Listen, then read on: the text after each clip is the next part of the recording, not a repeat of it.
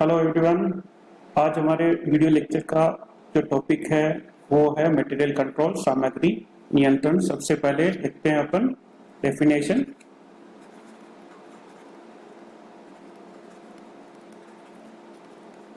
Definition सामग्री को प्राप्त करने, संग्रह करने व प्रयोग में लाने पर सुव्यवस्थित नियंत्रण रखने को सामग्री नियंत्रण कहते हैं। मटेरियल को प्राप्त करना, उसको स्टोर में रखना और यूज में लेने से संबंधित जो भी नियंत्रण का कार्य है वो सामग्री नियंत्रण कहलाता है। Material control may be defined as a systematic control over the procurement, storage and usage of material so as to maintain an even flow of materials and avoiding at the same time excessive investment in inventories. Thus, material control involves efficient functions of the following operations. तो material control, systematic control on procurement, खरीदने से संबंधित, storage से संबंधित और usage से संबंधित control, ताकि इस कंट्रोल के द्वारा मटेरियल का जो फ्लो है वो सम रहे, इवन, और avoiding at the same time excessive investment in inventory. तो इन्वेंट्री में एक्सेसिव इन्वेस्टमेंट नहीं हो, उसको बचाने के लिए मटेरियल कंट्रोल, सामग्री कंट्रोल की आवश्यकता होती है। और इसमें जो फंक्शंस है वो है परचेज ऑफ मटेरियल, उस पर control,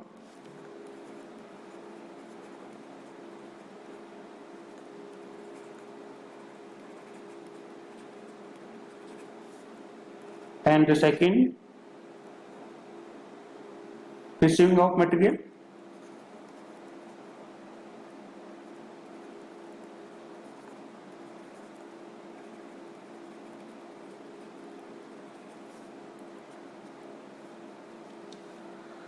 third one is inspection of material,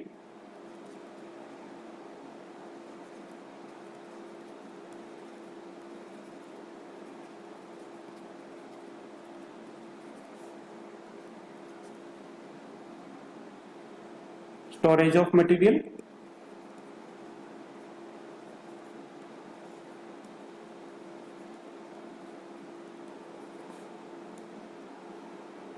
the fifth is issue of material,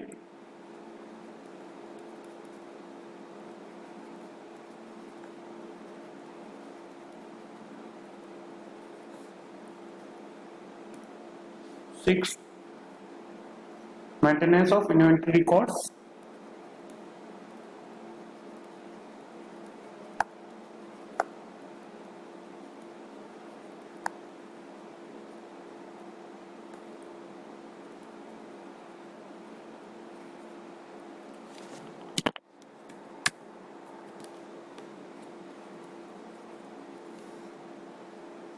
and the last one is stock audit.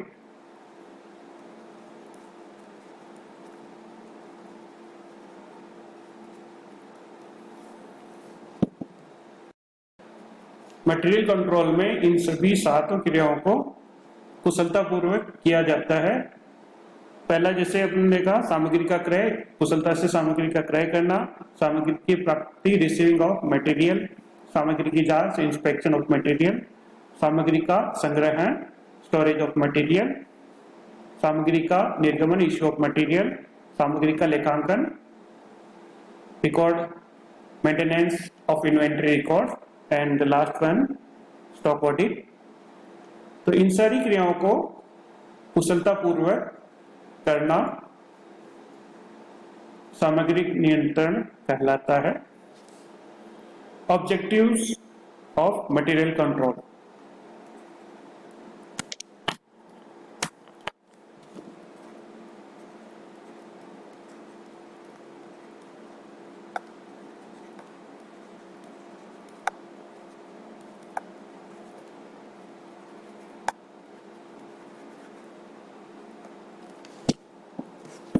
Material control के उद्देश्य क्या है?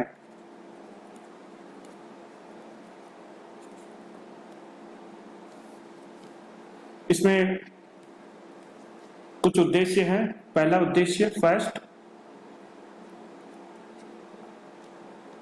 आवश्यक आवश्यक वस्तुओं का क्रय, परचेज ऑफ एसेंशियल मटेरियल।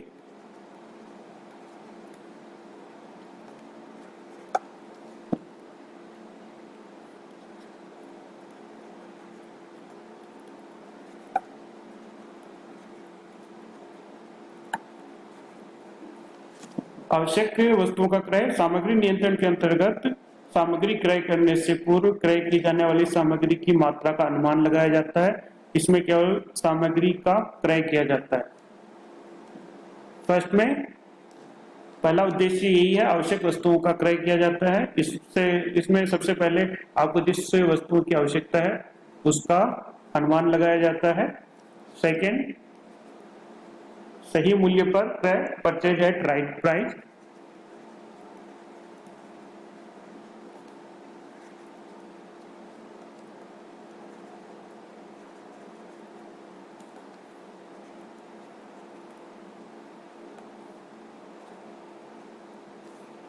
सही मूल्यों पर क्रय, सामग्री का क्रय न्यूनतम मूल्यों पर किया जाता है।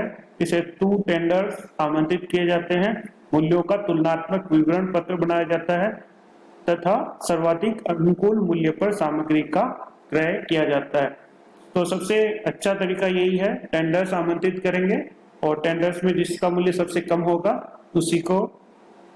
उसी से क्रय सामग्री का क्रय किया जाएगा। फिर संतुलित भंडारण, बैलेंस्ड स्टोरेज।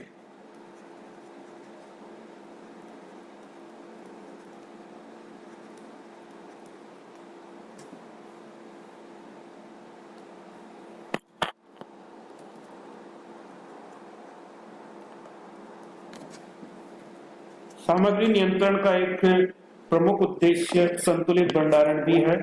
संतुलित भंडारण से आशय सामग्री के सर्वोत्तम मात्रा में भंडारण से है। उस मात्रा से कम या अधिक सामग्री भंडारण के लिए संस्था के लिए लाभप्रद नहीं होती है। कम भंडारण से उत्पादन कार्य में बाधा आती है और ज्यादा भंडारण हो, अधिक पूंजी की आवश्यकता होती है, अधिक स्थान की आवश्यकता होती है। तो इसलिए संतुलित भंडारण होना आवश्यक है। भंडारण स्टोरेज न कम होनी चाहिए न स्टोरेज ज्यादा होनी चाहिए। कम होने पर उत्पादन कार्य में बाधा आ सकती है और स्टोरेज अगर अधिक हो तो ज्यादा पैसा अपने उस स्टोर मटेरियल के अंदर फंसा हो सकता है, जो कि नॉन प्रोडक्टिव एक्सपेंसेस कहलाएगा। Okay, the next one is control over theft, wastage.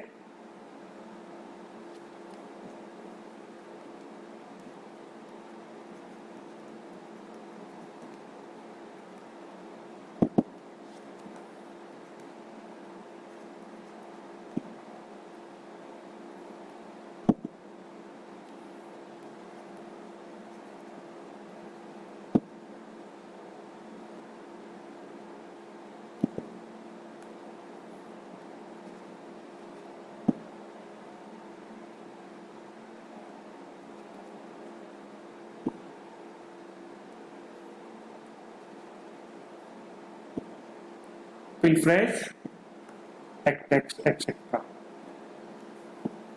तो चोरी, क्षय और गबन, थेफ्ट, वेस्टेज एंड पिलफरेज। चोरी, क्षय और गबन पर नियंत्रण।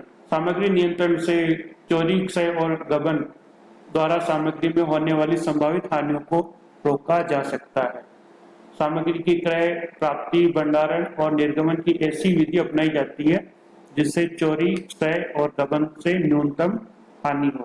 तो कंट्रोल किया जाता है पूरा, प्राप्ति से संबंधित, भंडारण से संबंधित और निर्गमन से संबंधित पूरी विधि कंट्रोल होती है। तो पूरी कंट्रोल होने पर चोरी, क्षय और गबन की संभावनाएं न के बराबर होती है, नहीं होती है।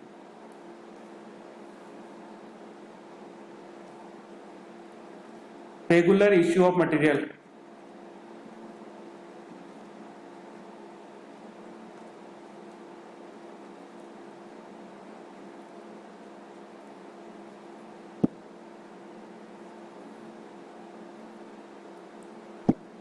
नियमित निर्गमन, भंडारण विभाग से उत्पादन विभाग को सामग्री निर्गमित की जाती है। निर्गमित निर्गमन के अभाव में उत्पादन कार्यक्रम में बाधा पड़ने की संभावना रहती है। सामग्री नियंत्रण सामग्री के नियमित निर्गमन को प्रोत्साहित करता है। तो उत्पादन में बाधा न पहुंचे इसलिए मटेरियल निर्गमन रेगुलर होना आवश्यक है। रेगुलर अगर न हो, उसमें कोई बाधा हो तो उत्पादन प्रक्रिया में प्रॉब्लम हो सकती है, बाधा उत्पन्न हो सकती है।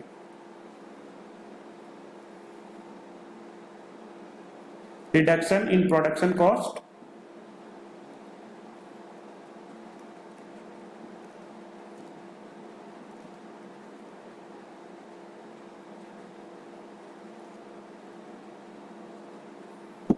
उत्पादन लागत में कमी, सामग्री उत्पादन लागत का एक प्रमुख अंग है।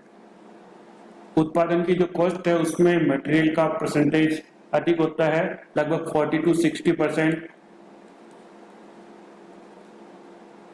60 या 70 भी कह सकते हैं। तो 70% तक हिस्सा मटेरियल का होता है। मिनिमम 40% मटेरियल होता ही है और मैक्सिमम 60 to 70 भी हो सकता है। तो प्रोडक्शन में एक मेन कॉस्ट होती है, वो होती है मटेरियल से संबंधित कॉस्ट। और अगर मटेरियल कंट्रोल की पूरी प्रविधि अपनाई जाए तो मटेरियल के कारण अपने लागत में कमी हो सकती है।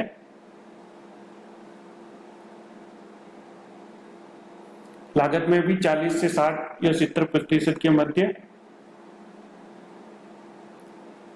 कमी हो सकती है। Okay, the next one is optimum use of working capital.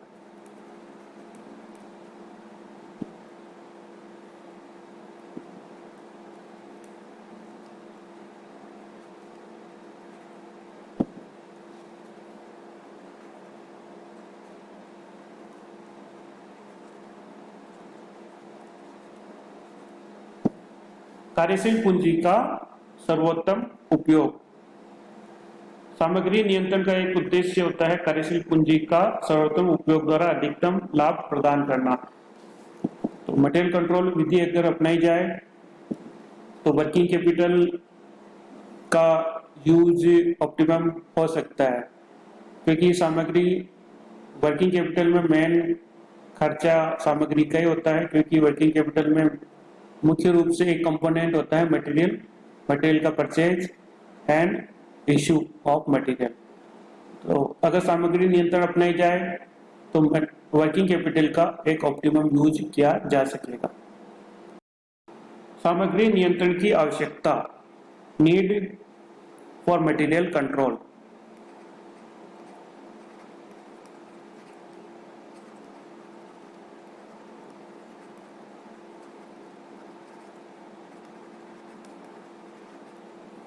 सामग्री नियंत्रण की आवश्यकता क्यों होती है?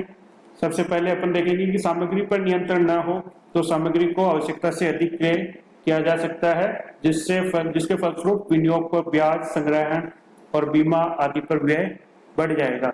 अगर अपना आवश्यकता से ज्यादा मटेरियल परचेज कर लेते हैं तो अधिक उसमें पूंजी फंस जाती है अपनी, अतिरिक्त उस पर ब्याज का लॉस होता है, और अपन उसको संग्रहण करेंगे तो संग्रहण की लागत वो बढ़ेगी, बीमा कराना पड़ेगा, तो इससे कॉस्ट में वृद्धि होगी।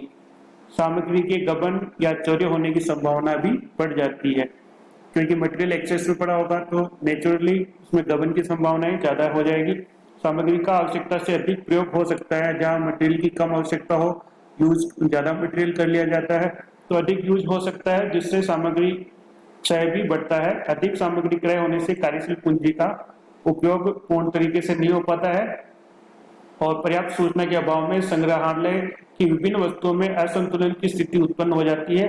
असंतुलन का अर्थ कुछ इस प्रकार है कि सामग्री का आवश्यकता से कम और कुछ आवश्यकता से अधिक। एक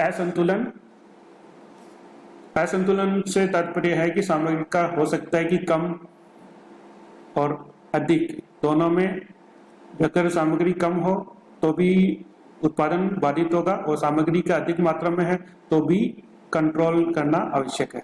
थैंक यू।